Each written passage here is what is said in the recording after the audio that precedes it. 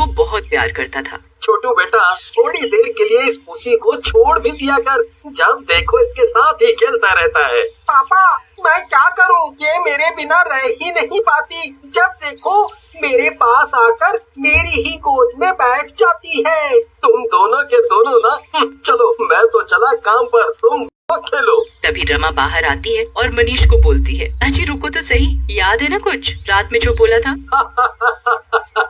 हाँ जी याद है, लेकिन अपने बच्चों के सामने तुम्हें शर्म नहीं आएगी? हे भगवान, इस आदमी को तो कुछ पुच्चू के अलावा कुछ सूझता ही नहीं है। आज आते समय बाजार से पनीर ले आना, तुम्हारे बेटे और इस पूसी ने फरमाइश की है खाने की। मनीष काम पर चला जाता है और रात में घर पर पनीर के साथ वापस आता है। रमा पनीर की सब्जी बना देती है। सब लोग खाकर सो जाते हैं। रात में पूसी छोटू के कमरे में बैठी होती है, तभी उसे खिड़की में एक काला साया दिखता है। पूसी खतरा जानकर खिड़की के पास चली जाती है। वहाँ एक चुड़ैल खड़ी होती है। कितनी प्यारी बिल्ली है, वाह, मुझे देखते ही यहाँ आ गई। लेकिन तभी पूसी उस पर अपने पंचों से हमला कर देती है, लेकिन चुड़ैल को कुछ नहीं होता और वो पूसी को पकड़ लेती है। बहुत ही वफादार बिल्ली है भाई, मजा आ गया, लेकिन तू मेरा कुछ नहीं बिगाड़ सकती। तभी चुड़ैल की नजर सो रहे छोटू पर पड़ती है और उसकी ओर देखते हुए बोलती है, अरे सामने तो कोई बच्चा सो रहा है, क्यों नहीं इसे खा लूं? मेरी तो कई दिनों की भूख मिट जाएगी इसका नरम नरम मांस खाकर। लेकिन पूसी का रोना सुनकर छोटू जाग जाता है और मनीष और रमा भी छोटू के कमरे में आ जाते हैं। अरे छोटू बेटा, क्या हुआ यहाँ? और पूसी कहाँ गई? मैंने उसके रोने की आवाज सुनी। अरे लगता है ये लोग इस बिल्ली को ढूंढ रहे हैं। क्यों मैं इसके शरीर में ही समा जाऊं और मौका मिलते ही इन सब लोगों को मार दूंगी। ऐसा कहकर चुड़ैल पूसी के शरीर में समा जाती है और पूसी जोर जोर से रोते हुए बेहोश हो जाती है। पूसी का रोना सुनकर मनीष और रमा तेजी से खिड़की की तरफ भागते हैं। अरे मनीष, ये रही पूसी, लेकिन ये बेहोश कैसे हो गई? ऐसा लग रहा है किसी ने इसे मारा है। हाँ लग तो रहा है, लेकिन यहाँ तो कोई भी नहीं है। हो सकता है कूद रही होगी और गिर गई, इसे उठा लो। फिर मनीष पूसी को उठाकर छोटू के साथ सुलाता है। अगली सुबह पूसी को होश आता है और वो छोटू के साथ घर के बाहर चली जाती है। तभी छोटू का दोस्त मोटू अपने कुत्ते के साथ वहाँ आता है। अरे छोटू, उठा ले इस छोटू सी बिल्ली को, कहीं मेरा कुत्ता इसे मारकर खा ना जाए। ऐसा सुनते ही पूसी कुत्ते से लड़ने लग जाती है और उसका कान काट लेती है। तो मेरे टोपी का कान ही खा लिया, अब ले जा इसको, कहीं ये उसे मार ही ना डाले। छोटू पूसी को उठाता है और घर पर आ जाता है। मनीष भी काम से घर वापस आ जाता है। छोटू उसे दिन में हुई सारी बात बताता है, जिसे सुनकर मनीष बोलता है, ये कैसे हो सकता है भला? बिल्ली कुत्ते को कैसे मार सकती है? कुछ भी छोटू बेटा। नहीं पापा, मैं सच बोल रहा हूँ। तभी रमा वहाँ आती है और बोलती है, छोटू सच बोल रहा है मनीष। बाद में मोटू की मम्मी भी आई थी शिकायत लेकर इन दोनों की। रमा और मनीष की बात सुनकर पूसी वहाँ से चलती जाती है। मनीष रमा से बोलता है, रमा, मुझे लगता है इस पूसी को कुछ दिनों तक छोटू से थोड़ा अलग रखना चाहिए, कहीं ये छोटू पर भी हमला ना कर दे। फिर मनीष और रमा पूसी को चेन से छोटू के कमरे में बाहर बांध देते हैं। रात में चुड़ैल पूसी के शरीर से बाहर आती है और पूसी को देखते हुए बोलती है, ये लोग तो मेरे एक छोटे करतब से ही डर गए। मजा तो तब आएगा जब मैं इनका मांस खाऊंगी। और पूसी रानी, ऐसा करने में मेरी मदद करेगी तू। ये सुनकर पूसी चुड़ैल की तरफ देखकर गुर्राने लगती है, लेकिन चुड़ैल हंसते हुए वापस उसके शरीर में घुस जाती है। फिर पूसी अपनी चेन तोड़कर गांव के अंदर चली जाती है। वहाँ कुछ लोग बैठे होते हैं, उन्हें मार देती है। अगले दिन गांव में मरे हुए लोगों को देखकर अफरा तफरी मच जाती है और गांव वाले इकट्ठे हो जाते हैं। अरे मर गया रे, ये लोगों को कौन मारा? वो भी इतनी बुरी तरह, सबके सबका कुछ ना कुछ हिस्सा गायब है। ओ भैया, सही कह रहे हो भाई। तभी वहाँ पप्पी नाम का एक गांव वाला आता है और बोलता है, भैया अब हम बोलेंगे तो विश्वास नहीं करोगे तुम लोग। हमने कल रात में एक बिल्ली को देखा था जो इंसानों की तरह बोल रही थी। तभी एक गांव वाला बोलता है, भैया, कहीं बिल्ली भी इंसानों की तरह बोलती है? लगता है तुम या तो नशा कर लिए होगे या तो नींद में होगे। ज्यादा फालतू में दांत तो दिखाओ मत, मैं सही कह रहा हूँ, मैंने सच में देखा था।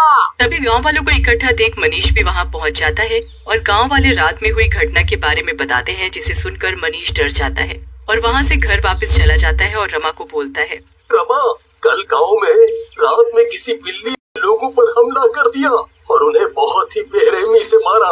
अच्छा, ये तो बहुत बुरा हुआ, लेकिन एक बिल्ली ये सब कैसे कर लेगी? गांव वालों को धोखा हुआ होगा। नहीं नहीं, ये सच है, क्योंकि पप्पी ने ऐसा करते हुए देखा था। तुम मानो या ना मानो, मुझे तो ये अपनी पूसी का काम लगता है। तुम पागल हो गए? तुम्हें ऐसा लगता है तो हम उस पर नजर रखते हैं। फिर मनीष और रमा पूसी को घर के बाहर बांध देते हैं और रात में सोने का नाटक करने लगते हैं। रात होते ही पूसी अपनी चेन तोड़ती है और उसका शरीर हो जाता है और शक्ल चुड़ैल की। फिर वो बाहर जाने लगती है। रमा और मनीष छिपकर ये सब अपनी आंखों से देख रहे होते हैं। हे भगवान, अरे मर गई रे। मनीष, तुम सही बोल रहे थे, ये पूसी को क्या हो गया है? मुझे तो कुछ गड़बड़ लगती है। पूसी इस चेन को नहीं तोड़ सकती। सही बोल रही हो रमा, लेकिन चलो इसका पीछा करते हैं और देखते हैं ये क्या करेगी। फिर मनीष और रमा पूसी का पीछा करने लगते हैं। आगे जाकर पूसी एक आदमी के आगे रुकती है और उस पर हमला कर देती है। ये देखकर रमा डर जाती है। हे भगवान, ये क्या हो रहा है? ये सब देखकर दोनों की आंखें फटी की फटी रह जाती हैं। चुप करो रमा, और देखो, शोर करोगी तो वो हम पर भी हमला कर सकती है, इसलिए चुप बैठो। उधर तभी पूसी का शरीर बढ़ने लगता है और वो उस इंसान को मार देती है। वाह, मजा आ गया। मैं अब कल अपने मालिक का मांस खाऊंगी। वहाँ से चली जाती है। रमा और मनीष भी ये देखकर डर जाते हैं और पूसी का पीछा छोड़कर अपने घर वापस आ जाते हैं। मुझे कुछ गड़बड़ लग रही है, मैं कल ही जाकर पुजारी जी से बात करता हूँ, तुम बस अपना ध्यान रखो। अगली सुबह मनीष पुजारी जी के पास जाता है और उनसे रात की घटना के बारे में पूछता है। पुजारी थोड़ी देर ध्यान लगाने के बाद बोलते हैं, बेटा, तुम्हारी बिल्ली के शरीर पर एक चुड़ैल ने कब्जा कर लिया है। तुम्हारी बिल्ली बहुत ही वफादार है। तुम्हारे बेटे छोटू को बचाने के लिए उसने अपनी जान खतरे में डाल दी। तो कुछ करिए पुजारी जी, और मेरी बिल्ली पूसी को बचाइए। तुम चिंता मत करो, ये लो, ये पवित्र राख और ये उस बिल्ली को खिला देना। अब तुम जाओ और अपने परिवार को देखो, वो उस चुड़ैल के वहाँ रहते हुए खतरे में है। मनीष पवित्र राख लेकर घर पहुँच जाता है। जाते जाते उसे रात हो जाती है। मनीष जैसे ही घर पहुँचता है वो देखता है रमा और छोटू को पूसी ने अपने पैरों के नीचे दबा रखा है। मनीष को देखते ही पूसी हंसने लगती है। वो अपने डरावने रूप में होती है। आजा आजा, तेरा ही इंतजार हो रहा था, अब तू आ गया। अब तुम तीनों को एक साथ मार कर खाऊंगी। भाग जाओ मनीष, तुम यहाँ से, नहीं तो ये चुड़ैल तुम्हें भी मार डालेगी। भागो, लेकिन तुम्हारी बीवी और बेटा तो यही है। मैं अपनी बीवी और बच्चे को छोड़कर कहीं नहीं जाऊंगा, लेकिन मरने से पहले मैं खीर खाना चाहता हूँ। खा ले खीर, खा ले। मरने से पहले तेरी आखिरी इच्छा जरूर पूरी करूंगा। समय हो गया है खीर खाए, जब तक ये छोटू मेरे पास रहेगा। फिर मनीष और रमा वहाँ से खीर बनाने चले जाते हैं। मनीष अपनी जेब से भभूत निकालता है और खीर में मिला देता है। ये क्या है मनीष, ये क्या मिला रहे हो? चुड़ैल को पता चला तो वो हमें मार डालेगी। चुप करो रमा, वैसे भी हमारे पास और कोई चारा नहीं है। फिर खीर बनाकर मनीष और रमा पूसी के पास जाते हैं। खीर देखकर पूसी खुश हो जाती है और खीर खाने लगती है। वाह, क्या स्वादिष्ट खीर है। मजा आ गया। लेकिन तभी भभूत अपना असर दिखाना चालू कर देती है और चुड़ैल पूसी के शरीर से बाहर आ जाती है। ये क्या खिला दिया तूने मुझे? हाँ, मेरे पेट में जलन क्यों हो रही है? चुड़ैल रानी, ये पवित्र भभूत है जो पुजारी जी ने मुझे दी थी। अब थोड़ी ही देर में तुम पूरी तरह जल जाओगी। ऐसा ही होता है। थोड़ी देर में चुड़ैल पूरी तरह जल जाती है और पूसी भी होश में आ जाती है और मनीष की गोद में कूद जाती है और फिर छोटू के पास चली जाती है। तुम ना होती तो मेरा छोटू आज खतरे में होता। तुम सच में बहुत वफादार हो।